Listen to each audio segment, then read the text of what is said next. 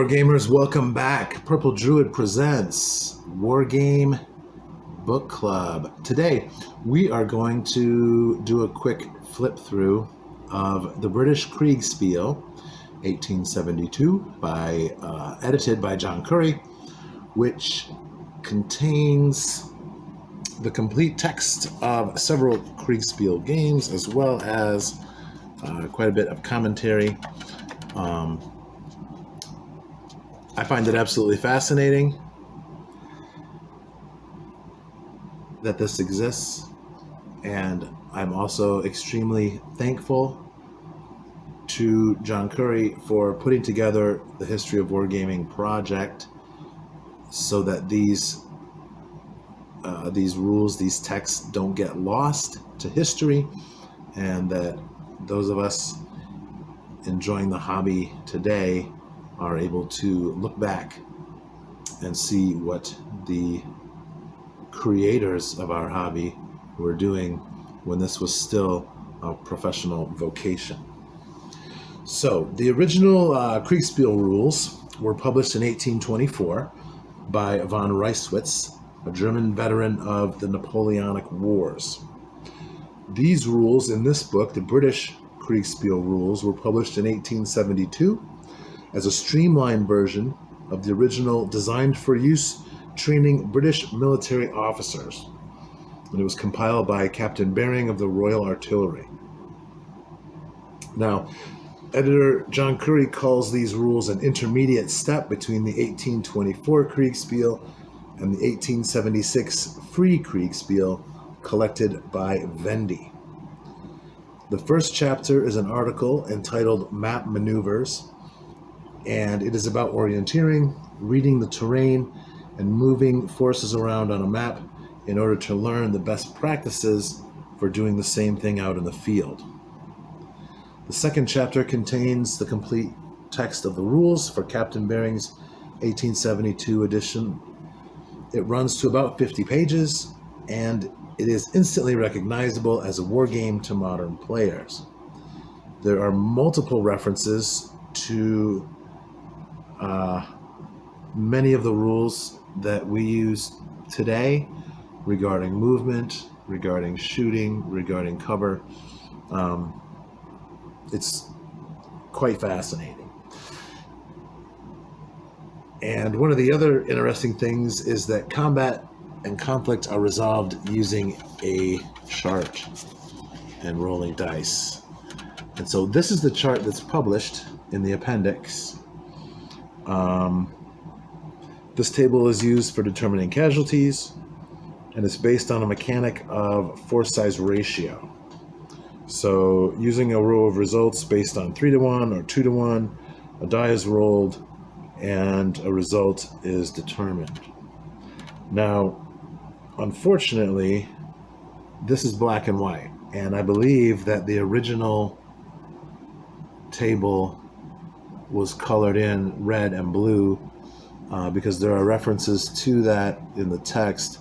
There are also, I've seen color pictures of the 1824 Kriegsspiel chart, which is very similar to this, and they are indeed. So for instance, on the evens chart, one is red, one is blue, one is red, one is blue, one is red, one is blue, and so on and so forth. So as you move along, the odds get more difficult here, and so more of these results are red and less are blue.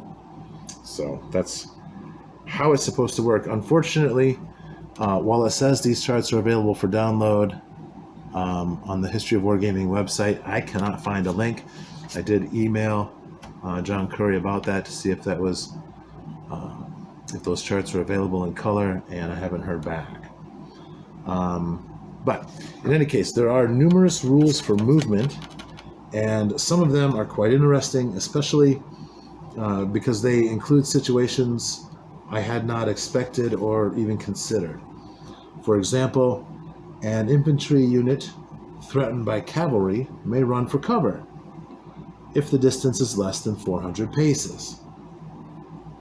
However, if there are cavalry within 600 paces, when the infantry begins to run, the cavalry may charge and totally defeat them, incurring 20 casualties among the infantry for every cavalry squadron. Now, as a move is about 2 minutes, at the double speed is considered to be 350 paces per move. So they're giving them the benefit of the doubt, if the distance is less than 400 paces, that those infantry can make it to cover.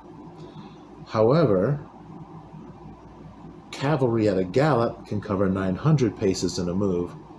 So if the infantry are more than 400 paces away, the faster cavalry will be able to run them down. So it's interesting how these little tables are put together. The math here is nifty. It works out.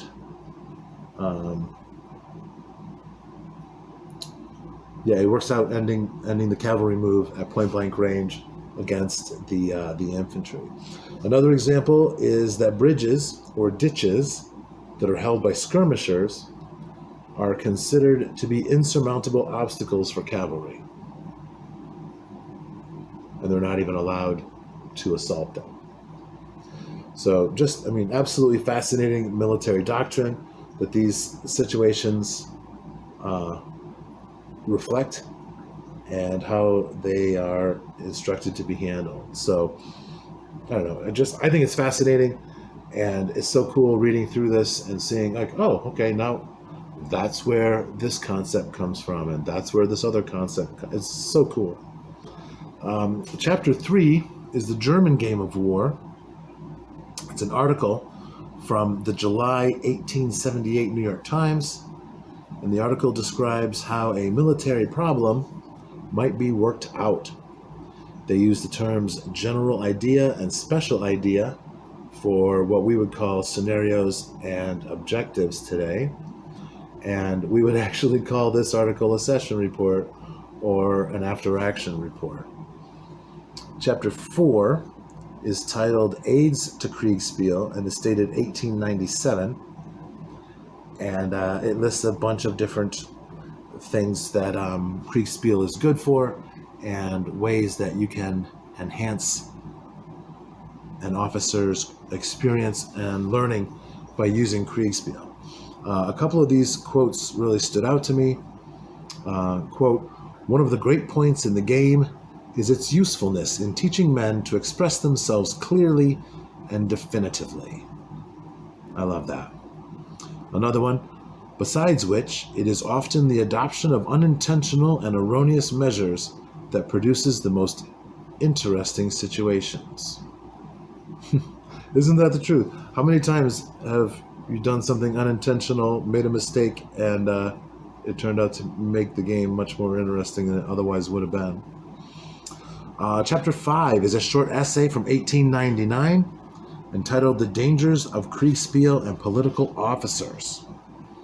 And it reads exactly how you might imagine it would, before career politics infused everything. Again, absolutely fascinating to see this point of view from over 100 years ago. Chapter 6 is about wargame maps, and it's basically a tirade. Apparently, the early wargamers, as military professionals, were vehemently against using invented terrain maps, as it seemed to prove that the knowledge of cartography was so poor. And frankly, I think that's amazing. And I also think it's incredible how the knowledge of cartography, I think it's definitely related to this, in that there were so many problems with these different things, and ways were found to solve them. Because you can look at a lot of games today that use the real maps, and there are games that use fake maps, and these fake maps, they look exactly like a real map would. So in summary, I'll say that this book is a must-have for the serious historian of war games, or really anyone curious about the origins of our hobby and where the basic concepts of wargaming come from. Again, I find it fascinating that there were so many resources that the godfathers of this wargaming hobby had. And again, I want to extend a very heartfelt thank you to John Curry and the entire History of Wargaming project for doing the research and the archaeology to find these old resources and republish them for us to read and learn from today. Next up in the Wargame Book Club review series, we'll be discovering Wargames and Bill Lamming's Medieval Campaign Rules.